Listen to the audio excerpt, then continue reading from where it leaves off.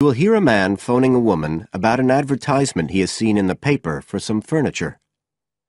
First, you have some time to look at questions 1 to 5.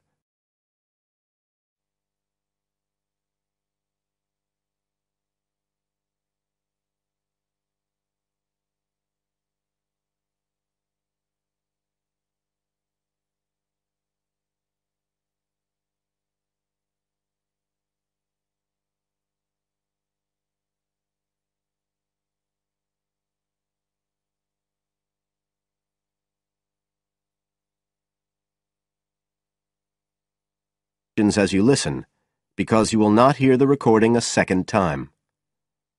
Listen carefully and answer questions 1 to 5.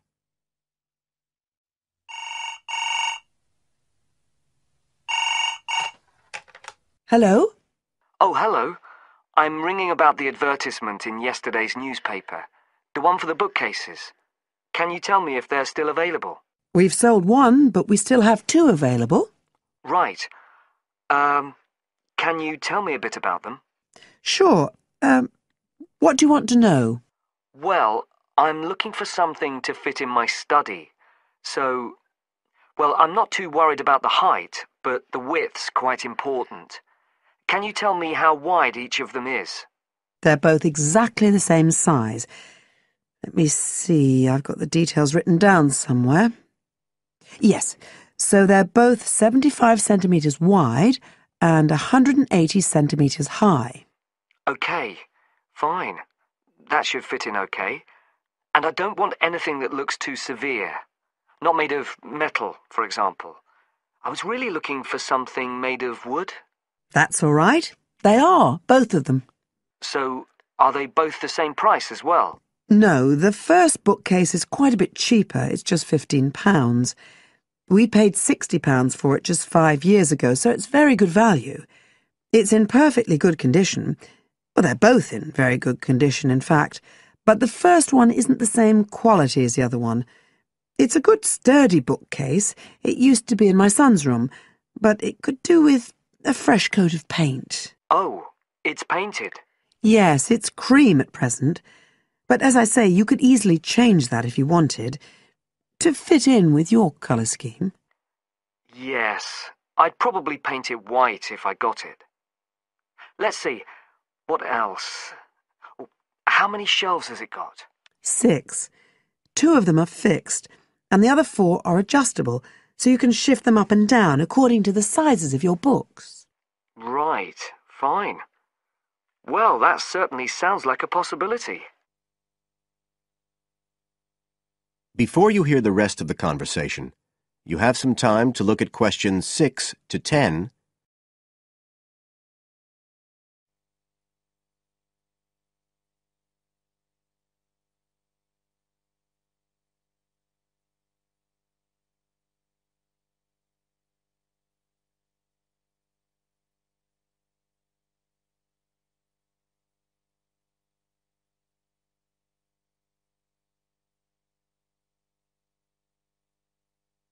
Now listen and answer questions 6 to 10.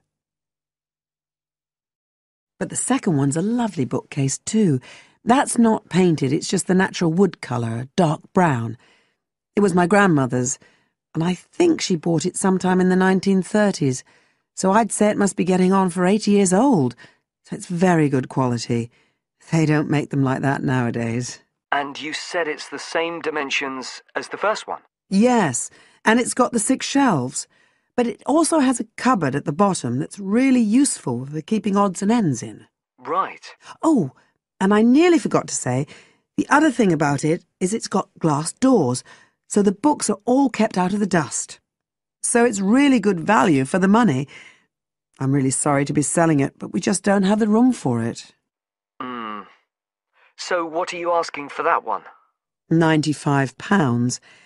It's quite a bit more, but it's a lovely piece of furniture. A real heirloom. Yes. All the same, it's a lot more than I wanted to pay. I didn't really want to go above 30 or 40.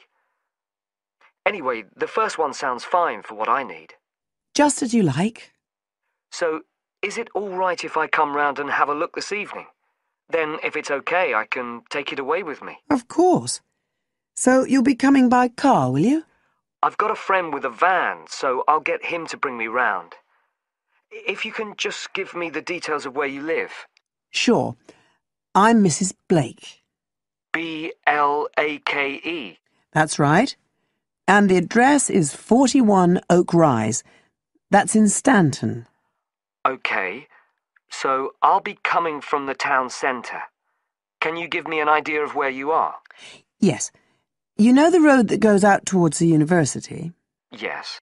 Well, you take that road and you go on till you get to a roundabout.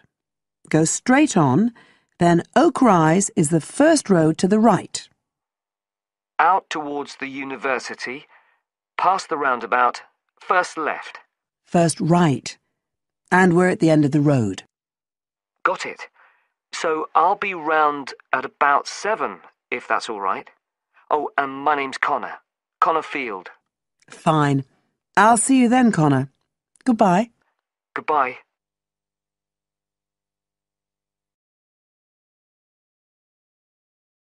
That is the end of part 1. You now have half a minute to check your answers.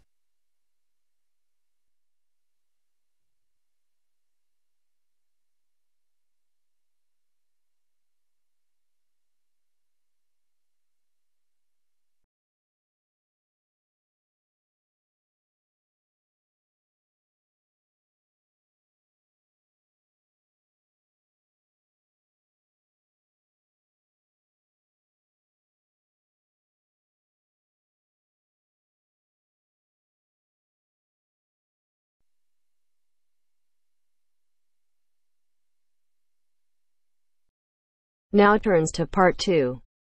Part 2. You'll hear a man talking about living and working on Trinidad. First, you have some time to look at questions 11 to 15.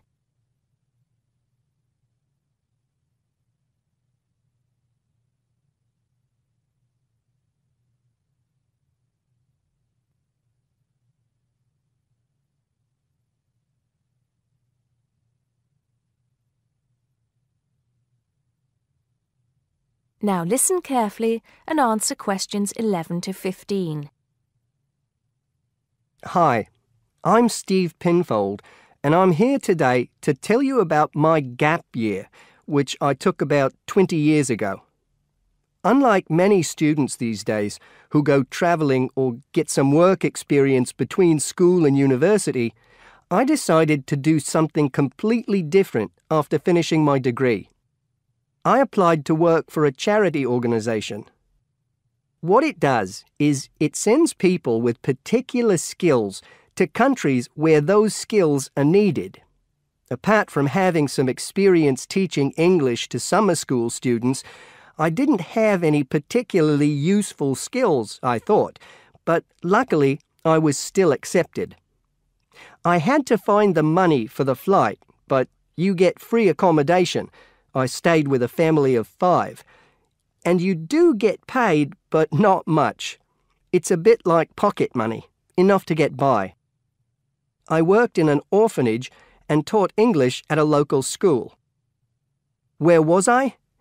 Well, originally I was going to be sent to a village in India, but at the last minute the organisation decided to send me to Trinidad. Now, this is a fascinating place. It's an island in the Caribbean. Well, in fact, the country is actually 2 islands. The smaller one is called Tobago, which is connected somehow to the word tobacco. Anyway, there I was, a young white guy living and working on an island which is mostly a mixture of descendants from Africa and India. The Africans were originally brought over as slaves, and the Indians came later as indentured workers. That means they agreed to come for a specific time, but many of them stayed. There are also some Trinidadians of Chinese and British origin, though the native inhabitants were basically wiped out by colonialization. I myself felt completely accepted and had the time of my life.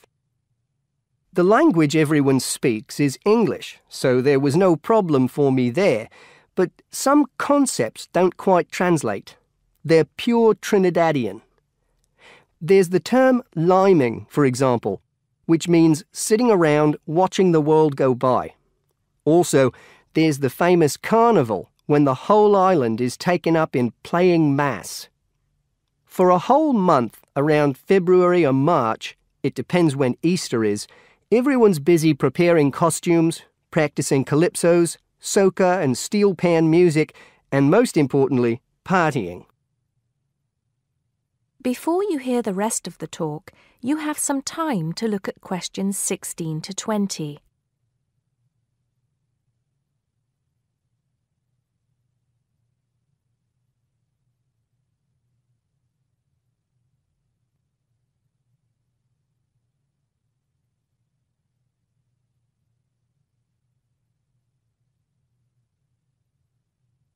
Now listen and answer questions 16 to 20. When the actual official carnival starts, it's days of 24-hour dancing in the streets. In Trinidad, it's called whining. You've probably seen this sort of thing on TV, in the more famous carnival in Rio, or even at the Notting Hill Carnival in London. Many people joined bands, each one of which has a theme. For example, the Sea or Jungle Fever, and they have costumes designed and made to go with the theme. These can cost $1,000 for the king and queen of each band. They're incredible. The whole city is a non-stop party zone, full of colour and sound. It's serious too. The bands are in competition and the winner gets $1 million. Sorry, I got a bit carried away with those memories. Back to my real job there. The orphanage was called St. Augustine's, and that's also the name of the place where it was, St. Augustine, a town just outside the capital city, Port of Spain. I didn't have any particular job description, just to be with the children and tell stories, sing songs and play games. Oh, and we also went camping in the jungle once. I could tell you a few stories about that particular escapade. Every time I arrived at the gate, kids would come running towards me, shouting, with big smiles on their faces. The younger children seemed fascinated by my blonde hair and loved to touch it as if it was something miraculous. The English teaching I did 2 days a week in a primary school for 6 to 11-year-olds. The kids may have been poor, but they all wore neat and clean uniforms and were so respectful and enthusiastic. I've now been teaching for many years in different countries, and I still think those were the best students I've ever taught. What else did I do while I was there? I swam a lot. Can you imagine what it's like swimming with dolphins and with pelicans diving into the sea right next to you? More seriously, I trained to be a Samaritan. That's someone who listens and supports people who have problems with their lives. Overall, what I took from the experience was a sense of being in another culture, or rather cultures. As humans, we all share many characteristics, but we express ourselves in various ways. In Trinidad, there are lots of different communities and religions, and so many different kinds of festival to see. Hindu, Muslim, Christian, as well as some rather mysterious African traditions. There are quite a few Rastafarians too. Trinidad is, as Americans are fond of saying of their own country, a melting pot where everybody is greeted warmly. Go and see for yourself. I'm not sure how it's changed since I was there, but I'd love to find out.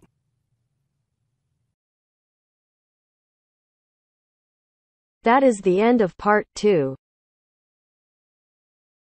You now have half a minute to check your answers.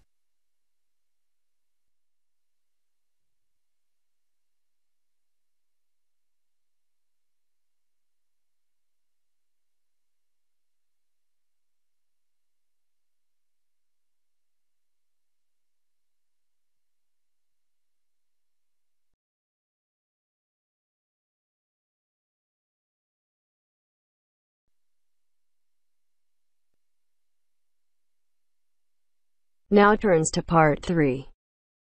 Part 3. Richard Murray, a zoologist and popular TV personality, has been giving a talk on endangered species of wildlife to members of the Young Conservationists Association in a small town in the south of England. Listen to the extract from the discussion he had with 2 of the young people after his talk. First, you have some time to look at questions 21 to 25.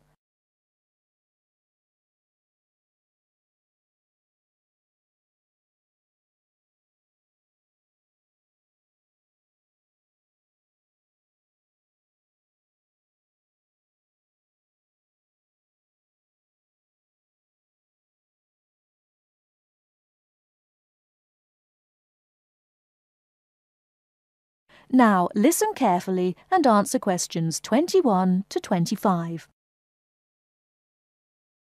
What would you say, Mr. Murray, are the main reasons that so much of our wildlife will have died out by the end of the next few decades? Well, Tony, we can't, of course, rule out the effect of urbanisation due to the spread of population. But apart from that, I believe there are 2 reasons which, in a way, are like the opposite ends of a piece of string. If you tie a knot in that piece of string, you end up with a circle, and whichever way you go round, it's going to turn out to be the same. I don't think I quite get that, Mr. Murray. Well, let's put it another way. It's rather like a film. You've got the good guys and the bad guys. They're pulling in opposite directions, but when it comes to the final showdown, it's hard to make out which is which. What are your 2 reasons, Mr. Murray? I call them greed and caring. Greed and caring? Yes, I know they don't seem to have much to do with one another, but think about it. The motive of greed is pretty obvious. In the course of the next few months, thousands of baby seals will be bludgeoned to death before they're even weaned from their mothers. What for? For the sale of their skins at inflated prices to please the vanity of a few and line the pockets of the killers. Crocodiles will be slaughtered to provide shoes and handbags for the rich. Gorillas, tigers, leopards and rhinos will be hunted for senseless sport or poached in defiance of regulations.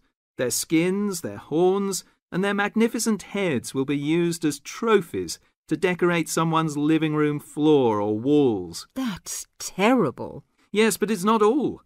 The whale, probably the most impressive and certainly one of the most intelligent sea mammals in creation, will be cruelly hunted and harpooned to make more money for the profiteers. The dolphin, the sailor's friend, will be indiscriminately battered to death at so much a head on the grounds that it is taking away the livelihood of a few fishermen by consuming the fish in its natural habitat. But surely, Mr. Murray, we do have to keep warm. We need whale oil and ambergris. Fishermen have to make a living. Part of what you say is true, of course, Tony, but we shall have to enforce far stricter controls if future generations are not to find themselves in a world devoid of wildlife as we know it. Well, I see what you mean about fur coats and crocodile handbags, Mr. Murray, but I don't understand what you mean by caring. That can't be bad, surely. I mean, I thought we were supposed to be living in a caring society. Well, so we do, in a way. The trouble is, there are so many well-intentioned people who start out with the best possible motives of trying to protect or immunize us from this, that, or the other in the most effective way, at the quickest possible rate. But in their enthusiasm, they lose sight of the long-term consequences. It's only very gradually that the danger to other forms of life, including humans, comes out. Not to say leaks out, and by that time it'll probably be too late to do much about it. Take insecticides, for instance. But Before you hear the rest of the talk, you have some time to look at questions 26 to 30.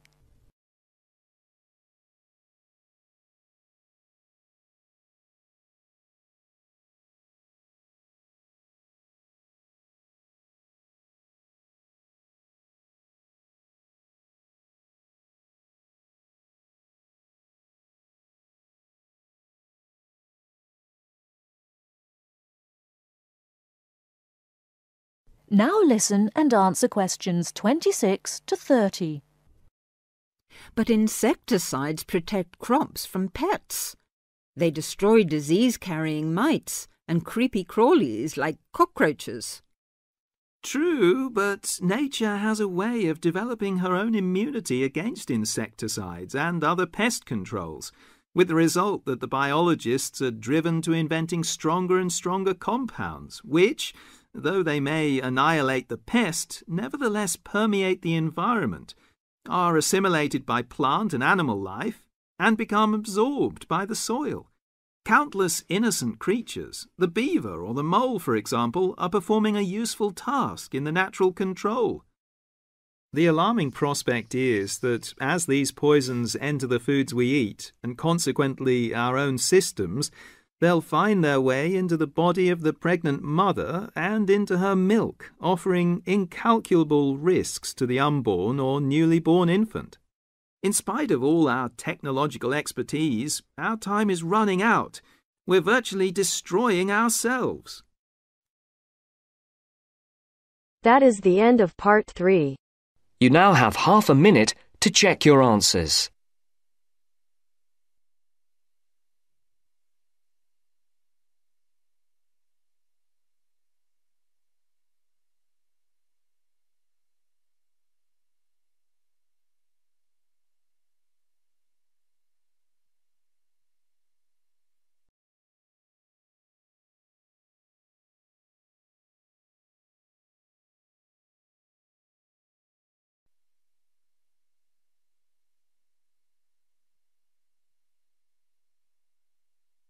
Now turns to part 4.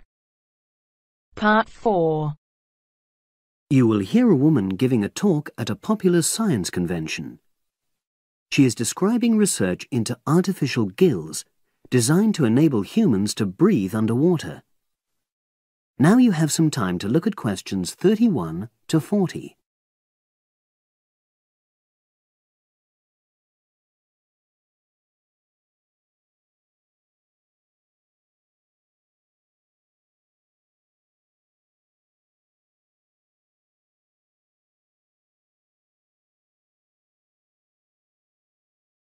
Now listen and answer questions 31 to 40. In my talk today, I'll be exploring the idea of artificial gills. I'll start by introducing the concept, giving some background and so forth, and then I'll go on to explain the technological applications, including a short, very simple experiment I conducted. Starting with the background. As everyone knows, all living creatures need oxygen to live. Mammals take in oxygen from the atmosphere by using their lungs, and fishes take oxygen from water by means of their gills, which of course in most fishes are located either side of their head. But human beings have always dreamt of being able to swim underwater like the fishes, breathing without the help of oxygen tanks. I don't know whether any of you have done any scuba diving, but it's a real pain having to use all that equipment. You need special training, and it's generally agreed that tanks are too heavy and big to enable most people to move and work comfortably underwater. So scientists are trying a different tack. Rather than humans carrying an oxygen supply as they go underwater, wouldn't it be possible to extract oxygen in situ? That is, directly from the water while swimming. In the 1960s, the famous underwater explorer Jacques Cousteau, for example, predicted that one day surgery could be used to equip humans with gills. He believed our lungs could be bypassed and we would learn to live underwater just as naturally as we live on land. But of course, most of us would prefer not to go to such extremes. I've been looking at some fairly simple technologies developed to extract oxygen from water, ways to produce a simple, practical artificial gill, enabling humans to live and breathe in water without harm. Now, how scientists and inventors went about this was to look at the way different animals handled this. Fairly obviously, they looked at the way fishes breathe, but also how they move down and float up to the surface using inflatable sacs called swim bladders.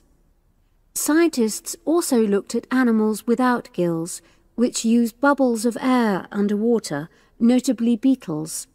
These insects contrive to stay underwater for long periods by breathing from this bubble which they hold under their wing cases.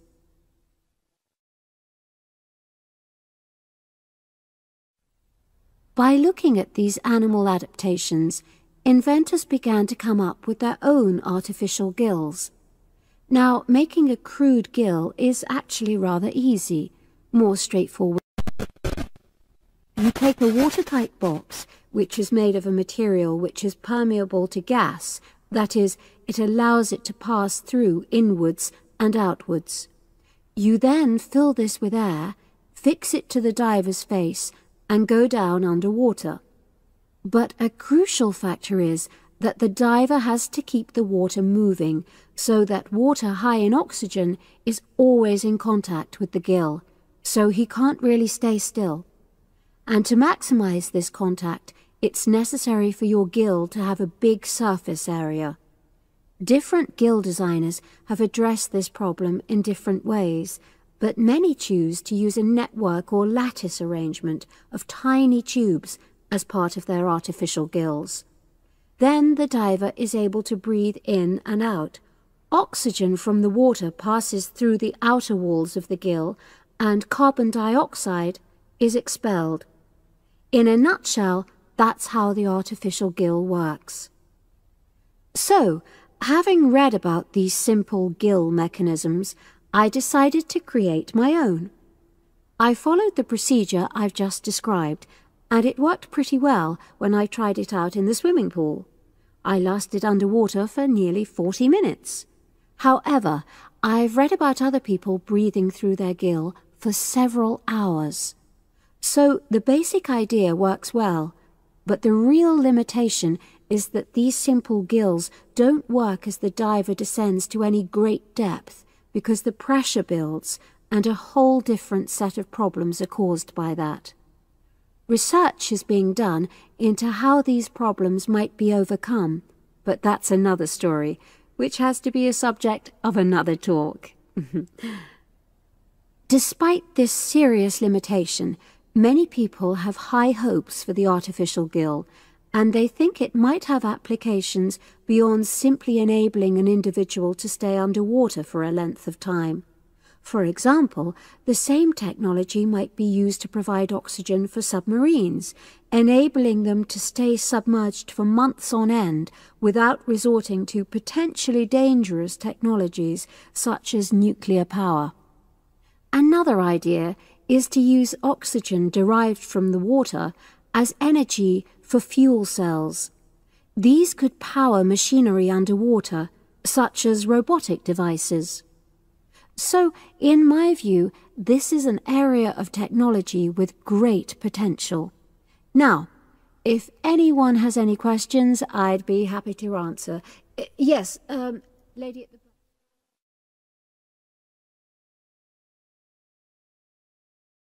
That is the end of part 4. You now have half a minute to check your answers.